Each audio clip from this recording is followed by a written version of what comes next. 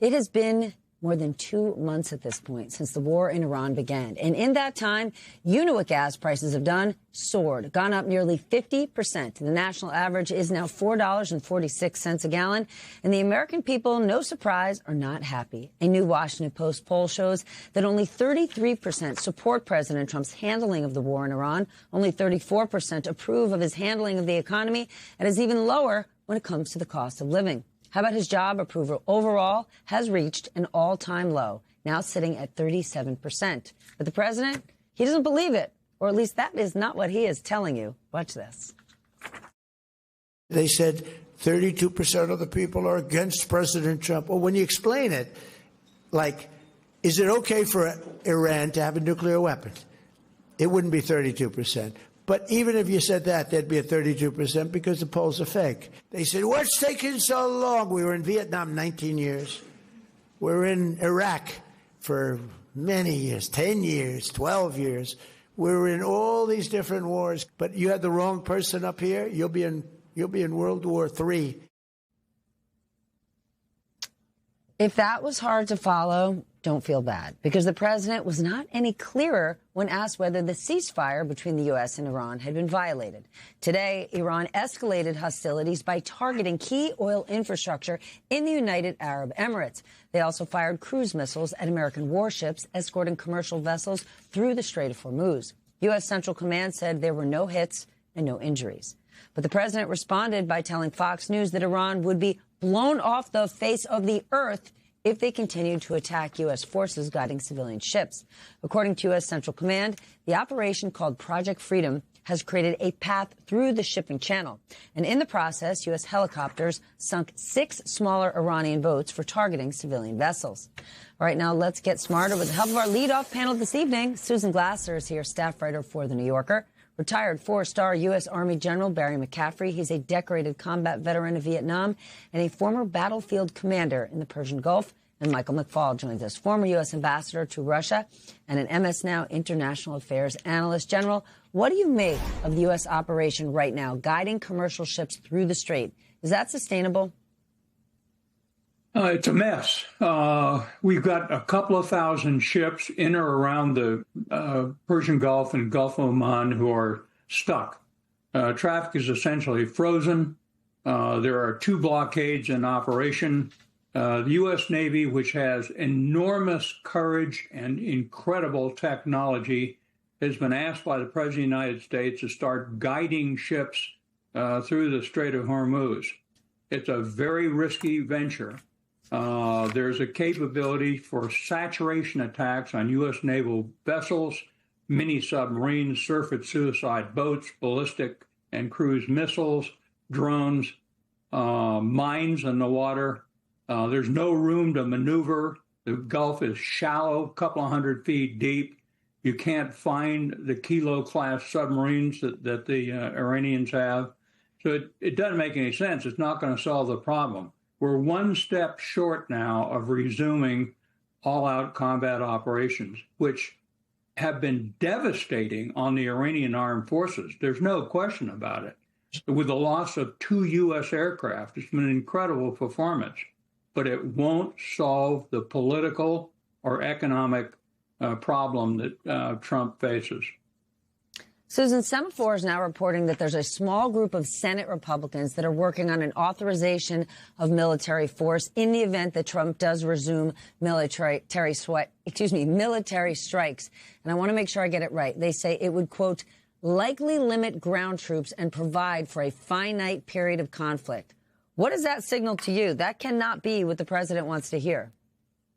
No, that's right. I mean, look, one of this is a consequence, Steph, of the president's sinking approval ratings. Republicans are much more willing, of course, to speak out against the conflict when there are so many other leading voices in the MAGA movement, people like Tucker Carlson and the like, attacking Donald Trump from the flank. of the MAGA movement. You have the overall polls looking terrible for Trump, both on his approval rating and also on the specific question of his handling of this conflict with Iran. It's just not a war that anyone really wanted or asked for. And of course, Donald Trump has not gone out of his way to explain it. So that makes it much easier for Senate Republicans who might have already been disinclined to support this. As you know, they've been very remarkably quiescent throughout much of Donald Trump's tenure so far. I think the numbers suggest, they could be getting there. But again, we're 10 years into this Trump phenomenon. So the idea that Senate Republicans are going to provide a meaningful check on Donald Trump exercising his foreign policy powers, it's not unthinkable. But let's just say I will believe it when I see it. Ambassador, as I said, I'm here at the Milken Conference, and I swear, I feel like as I'm peeking into panels, Republican lawmakers are sort of not talking about Iran or trying to make it like it's a thing of the past. Investors are trying to move past it. But just look what's happening today. If the negotiations have largely stalled out, now we've got this escalation. Does that not close off whatever potential progress remained in these talks? And if that's the case, how are any of these people of influence, how can they take the position that this thing's over? There's no sign of that. There's certainly no sign that this is over. The president is in a very, very difficult position. He started this war without knowing why. What were the objectives? He then put in place a ceasefire without explaining why he did that, so that if he resumes fighting, he's got to explain that. And I don't know where you're staying down in L.A., but go outside and look at the prices of gases here in California. And I'll tell you, a lot of people where I live are wondering, how long is this going to last? So that puts pressure on the Trump administration that the Iranian regime tragically does not face. All they have to do is survive to declare victory, to win this war from their perspective and keep their regime in place. The president has a lot more pressure. Oh, there you are. You're showing him right now. Look at those prices. That's California, everybody. That puts pressure on the Trump administration. And you never want to have pressure on your side of a negotiation when you're trying to mediate and negotiate a very difficult outcome. And that's most certainly what this is. Susan, a war and the cost of war is often too abstract to sort of get your head around, but it has already cost $25 billion. And I want to put that into context because the New York Times is reporting that it is similar to the cost of expanding Obamacare subsidies. And let's remind our audience, that was a policy proposal at the center of the extended government shutdown last year. Those subsidies, if they had been extended, would have cost an estimated $30 billion this year. So we basically shut things down over $30 billion to provide people health care. And we've now blown through that for a war that has not been justified. Is that the reality that is settling into voters? Yeah, what does it break through? The more zeros, right? Traditionally, the harder it was, in fact, for people to understand what you're talking about.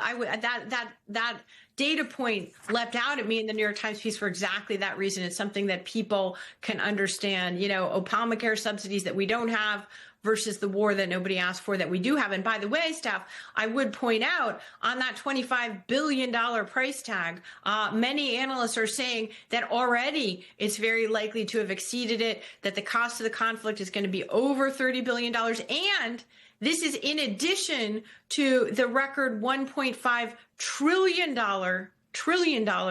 defense budget that the Trump administration is asking Congress to approve. That money for this conflict is in addition to that money. And while I'm told that it's very unlikely Trump would receive the full $1.5 trillion budget, that even Democratic senators are anticipating that Congress may well approve a defense budget this year of more than $1 trillion. And I think for Americans, they look at this. This is the guy who was the Make America Great Again populist. It doesn't seem like a populist presidency when you look at how Donald Trump is actually governing in his second term.